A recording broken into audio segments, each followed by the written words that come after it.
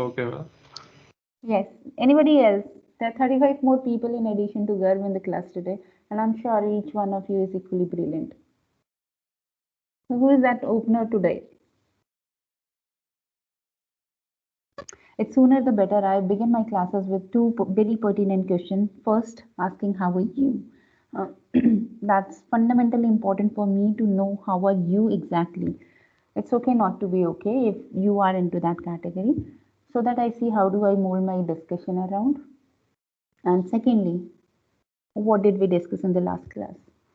तो अच्छी आदतें टाइम से डल जाएं अच्छा है, isn't it? Will not be able to progress no matter it takes 10 minutes, 15 minutes. I'm hardwired like that. So except for Garth, anybody else out there? Paridhi, Rubab, Satyankar, Namit. Ma'am, we discussed about management and leadership. What's the difference between them and what is an organization? We discussed those basic points in any organization which are present. Okay. All right, Satyankar. Paridhi? Yes, ma'am, we learned the definitions of organization, who is a supervisor, who is a normal people in the organization, and we learned about organization in society, organization and people, different aspects related to the organization. Plus, we learned about what is a structure, like a graphical representation, something like that. Then I think we learned about VUCA world, the term that was. That's all I remember. Oh wow, that's fantastic, Paridhi. I think you hardly missed out anything. That's a razor sharp precision and too good. Too good a memory recall. Almost done it. Thank you. Even for Satyanka, very nice that you at least unmuted yourself and you answered it bang on there. Very nicely done. So, Garv, please be prepared. There are people who are right competitors, right? Not an uncontested contender. Okay. All right. I'm sharing the content. I just hope teams let me do that. And we'll move on to our progression. We already know who are the managers, what is management, what is a VUCA world, and henceforth connecting the strengths that why management is essential for you to be really good at. Right? So, no matter you are discharging yourself as a manager, you are being managed, this will help you to be much more effective in whatever that you choose to do for yourself, either as a technopreneur, as an entrepreneur, as a entrepreneurial spirited person working in an organization. As usual, it's Microsoft Teams playing hide and seek with me. Even though I could see the PPT open, I still can't see it. If someone of you is a pro, which I'm sure as computer engineers you would be, let me know some of the easier ways to navigate Yes, through. ma'am, you can share using like you can press the share button on top, and then there must be an option not to share the screen, but you can share using a slide or share using a file. There must be an option to upload the file. When you click the share button, then using that, I think it should work. Okay. It shows me browse from the computer and Yes, so then you can select your PPT. okay. All right. So moving forward, we would be talking about the functions of the management. I hope this is where we are. We'll see a sequential progression, and I'll have couple of as we navigate through the content and the slides, I'll have couple of MCQs being tossed around. So that's primarily another important reason to tune into class. Because it's not the night before the exam that I'll be able to tell you that this is important, that this is not. I navigate it seamlessly as and when we share with the content. Right. So I'll keep telling that this is what I expect, this is what you can expect in terms of question, and what can I anticipate in terms of an answer. And the moment you come back to me saying that why did you lose your mark here? Well, that gives me a very clear indication that you were some at that particular time you were not a part of the class, because I make sure and I remember by default what I did and how I navigated my classes. Every example, every story, every discussion. I might not precisely remember the names, but discussion I do remember. Right? Even the worthwhile questions I do remember for a while. Okay, so thank you, Gar. We are on the slides. And what is organization? We did talk through. Organization's role in society, characteristics, necessity, and this is something that we talked through. Is it yes, no? A good organization is therefore necessary because there is industry which is complex, there is growing competition. This is where, for example, Apple iPod, it absolutely killed off Walkman, right? Canon digital cameras that knocked out Kodak KB10 analog cameras out of business, the landline industry, telephone industry, which grew exponentially at the same time it went off. So that's owing to competition. You are not just one single member who's playing out there in the industry. It's an entire industry. That means it has n number of players who are trying to do exactly the same thing and the same market that you are trying to capture. So you just name it airlines. In the domestic segment itself, you have multiple players. You name the hospital and healthcare, you do have multiple players around. Right, so that's important. Another reason, optimization of resources is something, for example, resources are scarce. Not for example, I'm sorry, for sure. Organizational resources are very scarce. Let it be smart technical engineers and technical expertise like you that cannot be wasted. You need to be put to good work to come up with some of the most brilliant business ideas and the business apps that your company could proudly boast around and make business out of it. So let it be human resources, let it be if you are production operation managers, you can't afford to waste because that's the first starting point that will impact the entire costing structure of your product. Look at this way that if you can procure your raw material at a lesser cost, well, at the subsequential progression, when you move towards your finished product, you will be able to keep that margin low and pass on that low margin benefit to customer as the reduced pricing. So that is where it's important even to look into the men material machines, that nothing is being wasted, it's being optimally utilized. And that's where we have the Japanese concept of Deming's quality principles. I'm sure if you have done some of the courses on Six Sigma, lean manufacturing, or quality circles, you would have heard of Deming's quality principle. That's the entire philosophy that Toyota as a company is based on and is best known for. Another important thing you would have heard in the operations management is about just-in-time manufacturing. So you do it on customization basis. It's not that you have produced a bulk and you have put it as an inventory cost somewhere, and then there is a wear and tear, there is some other maintenance cost involved. No, you produce it as and when there is an order. Right. So that is where we have talked about just-in-time manufacturing and the Six Sigma certification. Anybody knows what is the first company to have Six Sigma certification and who was the engineer like you who proposed it? Motorola, maybe. Yes, absolutely bang on 10 on 10. This is for sure Motorola, the very first company to have Six Sigma certification that talks about an error rate of the entire world is trying to reach me, I'm sorry. So that is Motorola, and Bill Smith is the name of the engineer who proposed it to the company, and thereafter everybody picked it up as a quality principle. Right, so that is where even the Mumbai Dabbawalas, all the thumbs up style man, nothing like a technocrats on Motorola, they're the smart people, but still, so much so is the precision that people, even for the cash and their expensive jewelry and everything, they still trust Mumbai Dabbawalas and they don't have those errors putting anybody's dabba to anybody's hand. Right, so that is where you need a precision. So that is again important aspect when you learn through management. How do you optimize it? Do not have an overutilization. There is a catch here, but optimization is the right word. Right.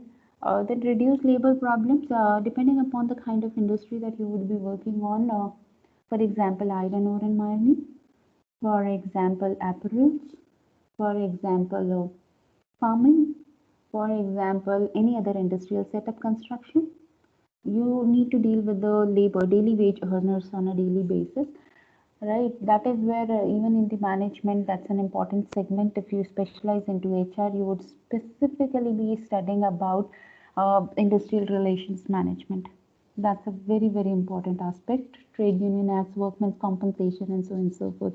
What if a mishap happens at the factory and who is going to compensate? If you have third-party contractual employees and there is a mishap that happens, who is going to compensate for it? And that's a very interesting paper dealing with a lot of court cases and being dealt with. So that is where managing labor relations is an important aspect. We have seen through a classical case, one of my personal favorite example comes from the Rusi Modi and Tata Steel. The labor-intensive era of bygone times, and still not a single labor unrest throughout his golden tenure. That's a seminal case in industrial relations. Very remarkably different. Well, a lot of stories goes into it. I'll mention only a small aspect in case any worker is ill. The highest position man heading the Tata Steel, Rusi Modi, he'll himself call the doctor and follow it up. Something very similar that we see coming it from the vision and philosophy of Ratan Tata ji. A person that's a personal favorite of mine, and I held him.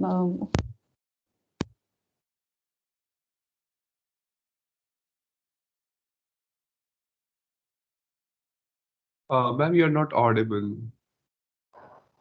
Have a people right? That is important to have reduced. Otherwise, you know, am I audible? Am I audible? Yes, Yes, ma'am. ma'am. Okay, thank you. So this is where otherwise the Gurgaon Hero Honda plant. The moment that you enter, if you're traveling from Jaipur to Gurgaon, right at the entry point there is Manesar and there is Gurgaon Hero Honda plant, right? And there was a bloodshed where the HR manager lost their life.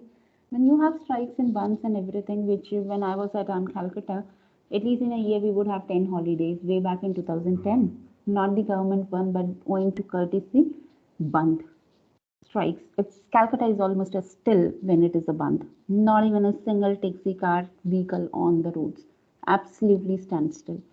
So that's where it's a manpower loss, productivity loss, and economy loss.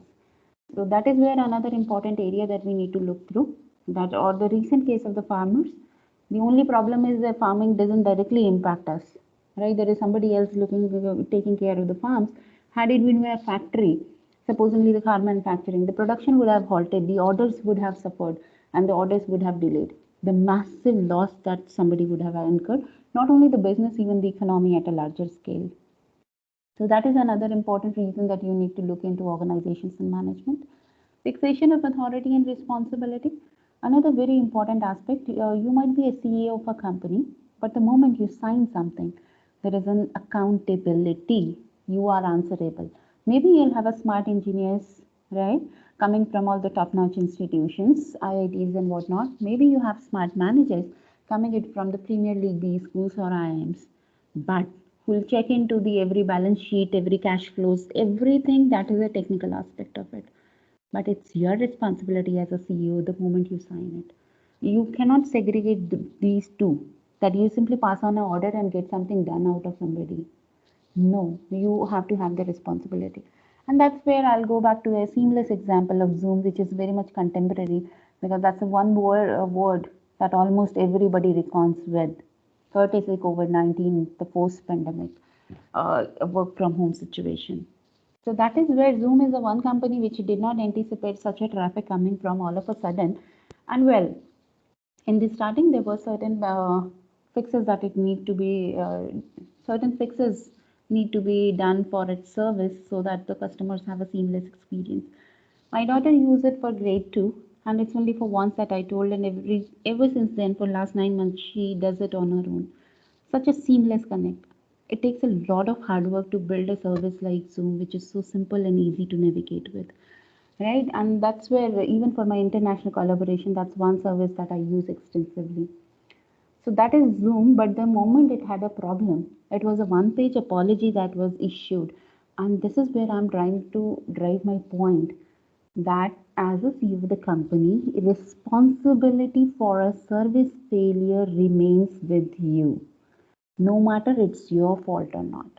No matter it was a system analyst problem, no matter it was a network problem, no matter it was any other technical fault, but the responsibility is yours, no matter if the fault is yours or not. right? So that is where we'll see subsequently when we talk through the principles of management. How do you see the responsibility and authority being fixed up, right? Coordinating and directing efforts, like I have 46 people in the class right away. So each one of them, if I start asking like, what is your preference for the course? Would you want me to continue, not continue? Are you liking it, not liking it? When shall we schedule the class? So somebody who gets up early would say bang 9 o'clock is all right. Somebody who sleeps at wee hours of the morning, say 4 o'clock and all night awake would say put it into afternoon or later in the day.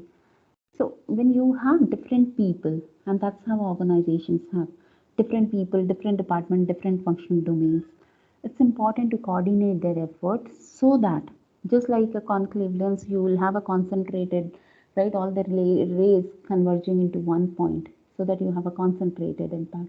Exactly the same way, various departments, various people, various functional domains, expertise, departments, everybody has to coordinate towards one direction, their efforts and their day-to-day affairs, so that organizational goals, what is that one direction? That is organizational goals, right? That can be attained. So coordinating and directing efforts, we'll talk at length when we talk about principles of management. Facilitates administration. Administration is the second word that people have been using synonymously with management. So you are day to day managing, you are able to see through, okay, how is your team attaining? It's not only the sales review or the annual review that you get to see, but on daily basis, how are they doing it? Are they doing it fine? Are there any hiccups and glitches that you can fix up? Right? So that is where it helps you facilitate administration. Stimulates creativity. Creativity is one thing that we'll talk at length when we talk about entrepreneurship in Unit 4. Because if you are a new player who is trying to do something which Amazon is doing, something which Myntra is doing, something which already established player is doing, you are anyways a new one, right? A small subsegment. You wouldn't survive, right? Either you need a fortune or you need a massive bank account. But still, it would only be short lived unless and until you have an element of creativity. And that's where Apple stands out. That's where companies like Google stand out or Disney Pixar Animation stand out. You need to have something new. For example, a product. I asked this classical question in my entrepreneurship sessions that what is one product or service that you think you may have your answers ready, right? We'll ask you the same question and revisit it when we talk about entrepreneurship in detail. That is where one is what is one product and service that is not available today, but in the times to come, you anticipate it would be a reality. People have been talking from time machines to Musk and the spaceships, flying cars. Quite a few that I keep reading here and there, making news headlines. Right? So think of something out of the box. That is where creativity would come into. So this course does specifically in MBA, we do have at times, varying on the curriculum, a specialized course in creativity and innovation. For example, Kindle. Somebody thought through, is it possible to read something on my palm? Well, somebody thought through reading a newspaper on palm or reading a book on palm, and well, we have Kindle.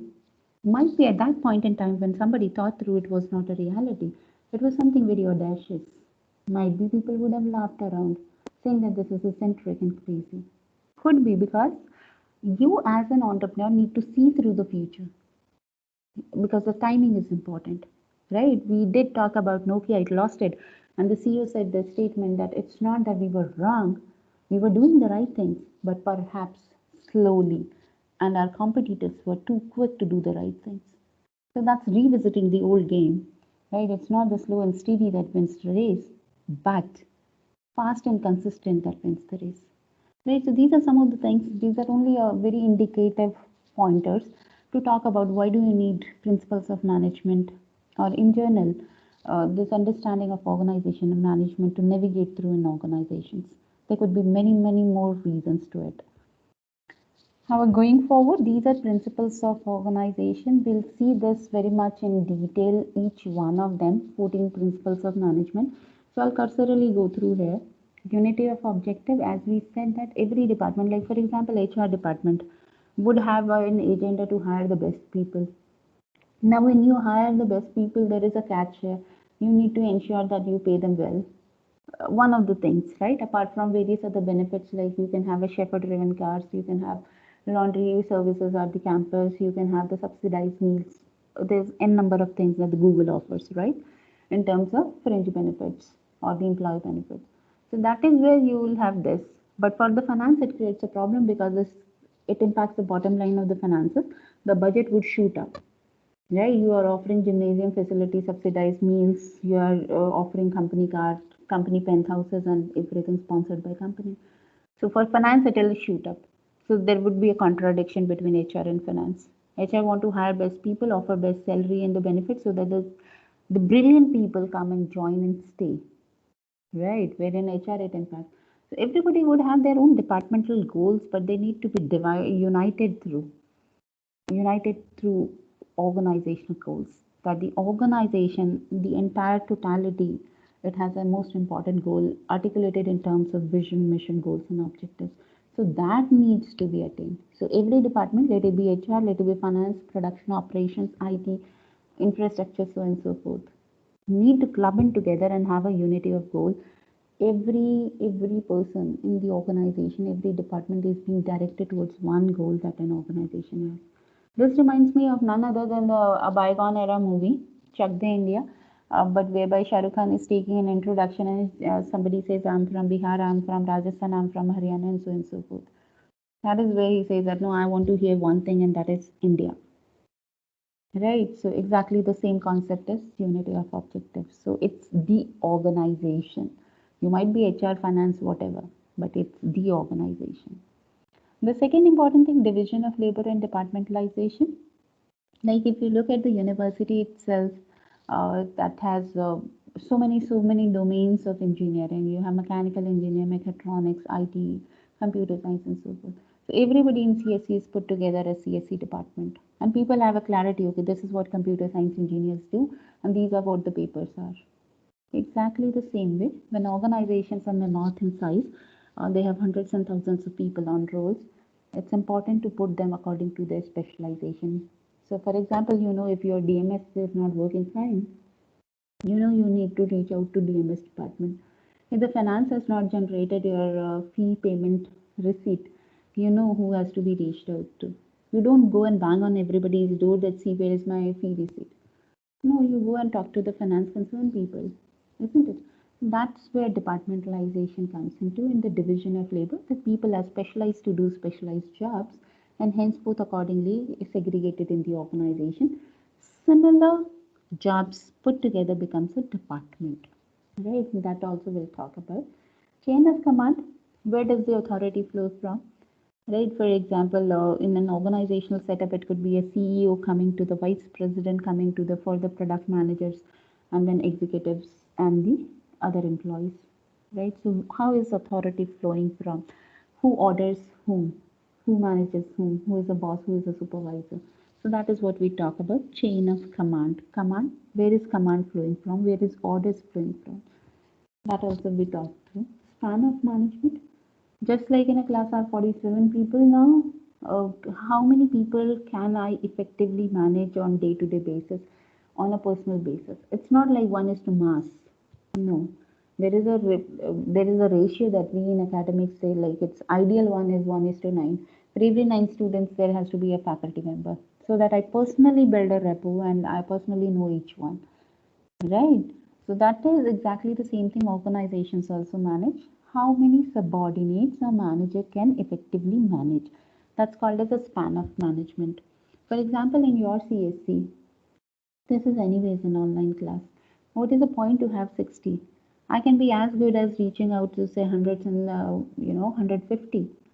Doesn't make much a difference. If it is an in-person class, it still makes a difference. But in online, it can very well be reached out to all the 4 sections together. Right, so that is where effectiveness question comes into how much wider it could be. So, for example, if I have all the 4 sections together at one time, right, A, B, C, D, oh, well, that is where I'll have a wider span of control. What will happen? Your sections would be scrapped off. A, B, C, D would be non-existent. So, same in the organization. If this was an organization, A, B, C, D tiers would be gone. It only be a one major block, that is CSC. right? The same happens in the organization. So depending upon the span of management, you can have taller organizations or you can have flatter organization structures. We'll deliberate a little later. Centralized, decentralized authority. Now who's the boss? Who makes the decision? At times we have come across, like for example, you bought a merchandise and which was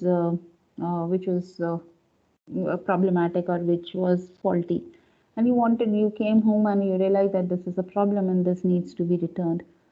Well, at times you have a seamless experience of returning it. At times you really have a lot of hue and cry. That is where you see that if the store manager is able to make a call, or he say that, okay, I need to check in with my manager, what is our refund policy or what is our return exchange policy.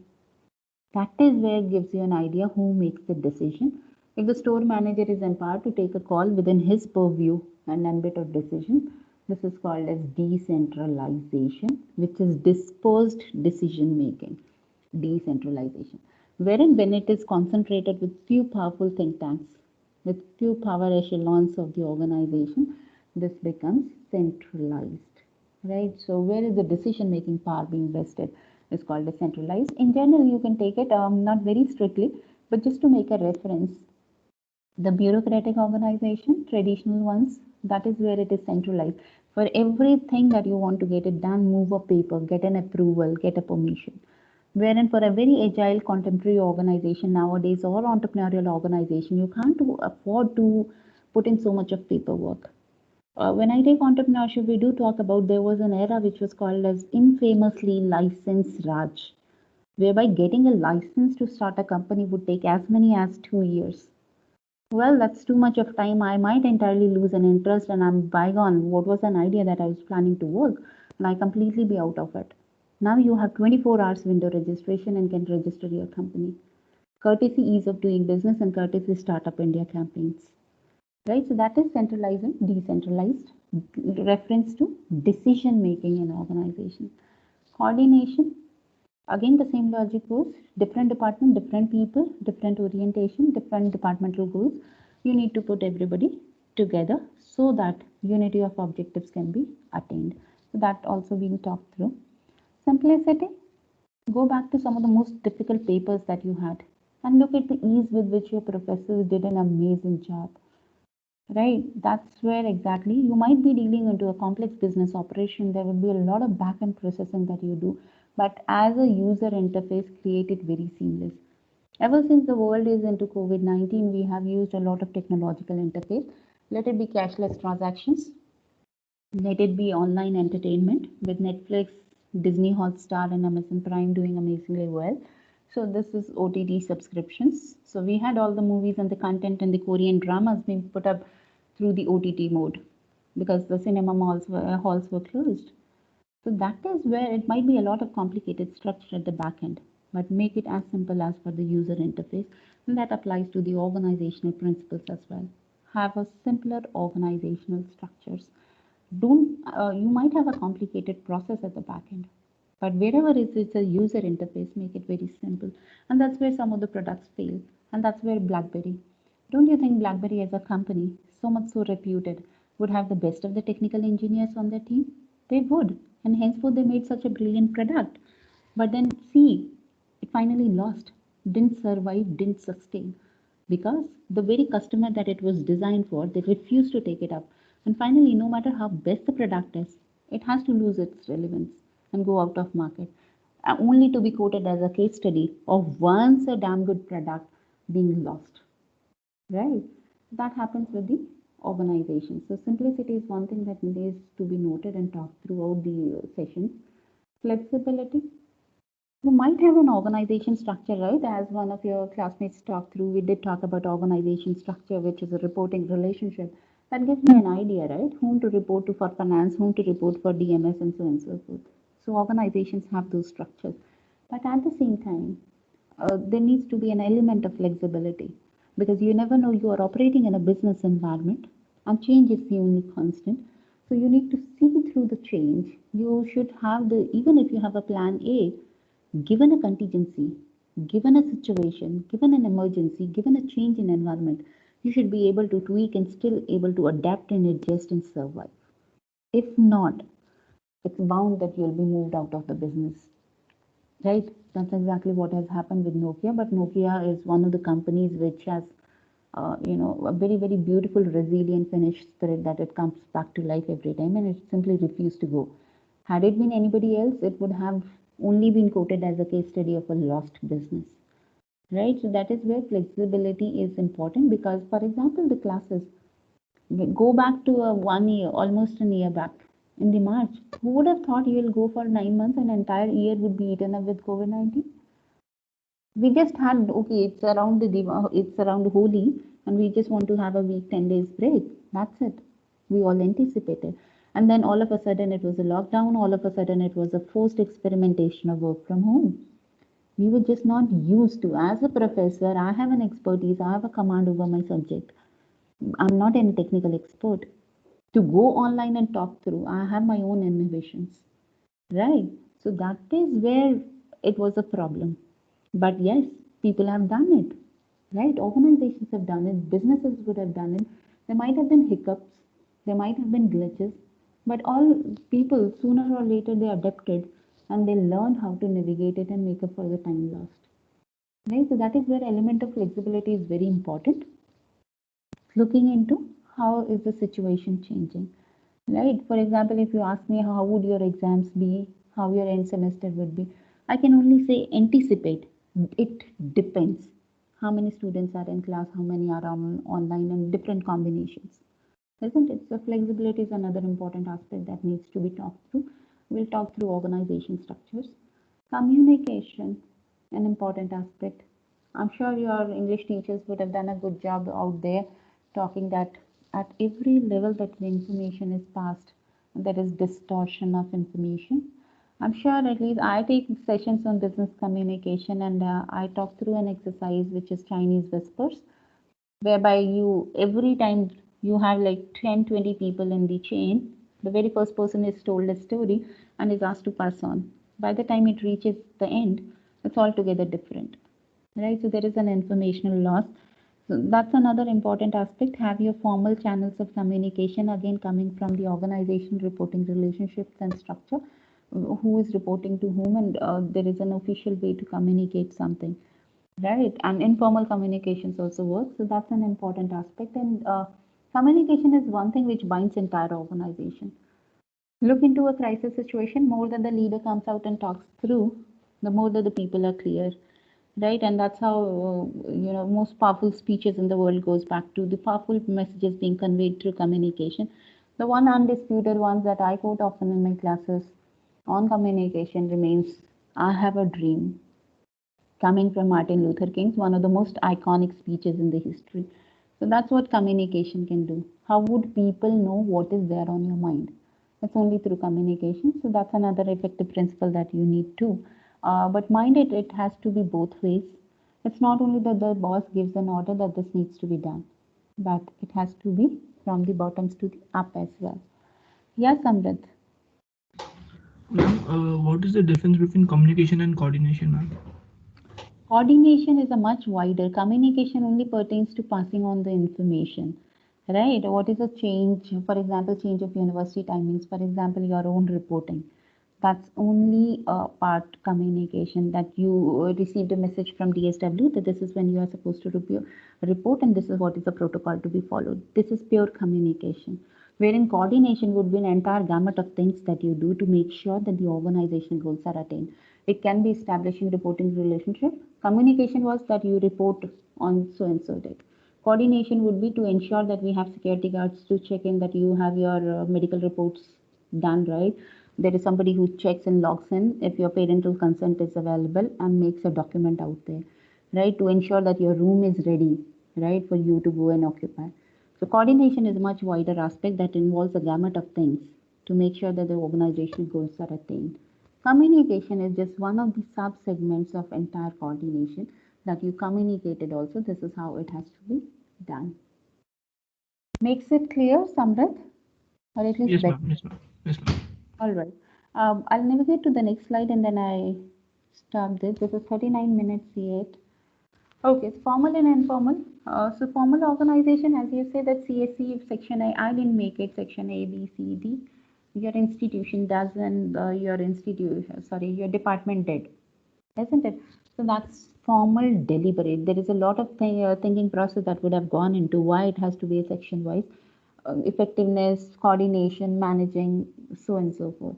So formal organization is something which is deliberately created, which is intentionally, targetfully created, purposefully created, right? So that the organizational goals could be better attained, right? And communication flow can be better managed. So that is where you have a rational structure. There is a lot of thinking, rational information processing that goes into to arrive at a formal organization structure. Right, and this is where Chester Bernard, a very popular, prominent management propounder that will keep referring to back and forth. Chester Bernard says formal organization is consciously coordinated activities. Right, so it's a consciously coordinated. It's not at the whims and fancies of everybody that, hey, I would like to be part of section D because I like that professor and I would really want to be part of it. Or I would want my name starts with A, I would want to be in A section. No, right? There is a logic that the organization follows and accordingly categorize people A, B, C, D. Right, so that's exactly what Chester Bernard said. We'll pick up a word consciously coordinated. So purposefully it is done, right? Because organizations, I'm sure by now you would have remembered at least organization is a group of people to attain a common organizational goal. These are two fundamental things for organizations. So purposefully create a structure that helps organization to achieve its goal, right? So there is a common shared purpose so that they can communicate better. They are willing to act towards what? Organization goal attainment. That is what is formal. And the last one for the day is an informal organization. Well, when we are in a class, I'm supposed to be the professor, right? And henceforth, this is a formal authority that I exercise, and there is a formal constitution of Section D.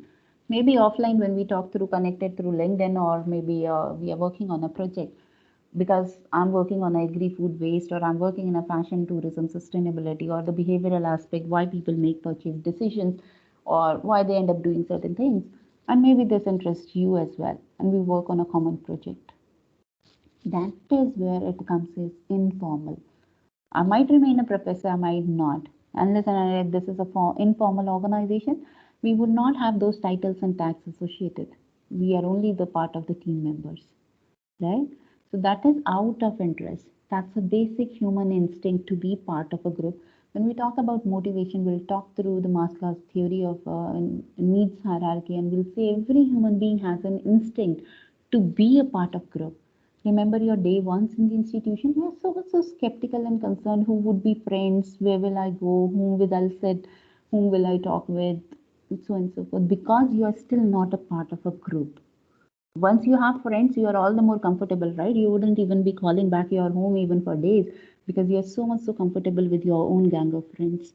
So that is where informal organizations are created within a formal organization as cohorts of people with a mutually shared interest and goals, and to satisfy the psychological social needs of being a part of a group, right? So for example, if your section D is formally constituted, it is for that matter. Even in the class, if I ask through, there are certain groups of people who are very close to each other, who would know each other inside outside, wherein you don't know every 49 of people in your class the same way that you know your close friends, isn't it? So every formal organization would have cohorts of people which are aligned together based on the interest, based on their psychosocial needs, right? And that is what we call as an informal organization. Again, Chester Bernard said this is a joint personal activity. I like something. I'm a computer science engineer, but I have a passion for photography. I go and join Aperture Club, and I make friends at Aperture, which is a photography club of MUJ, doing an amazing job. Right? So that is where informal is out of interest, out of a basic human instinct to be part of a group. No rules there. It's only group norms that in general you are supposed to do this, you are not supposed to do this. Finish. No, nobody as a boss.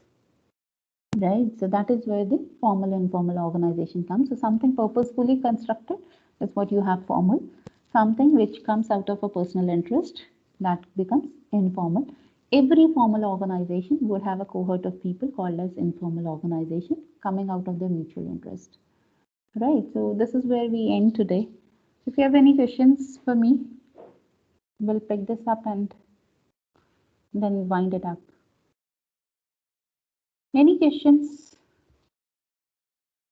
No, ma'am. Okay, Satyankar. No, That's it enough. is clear.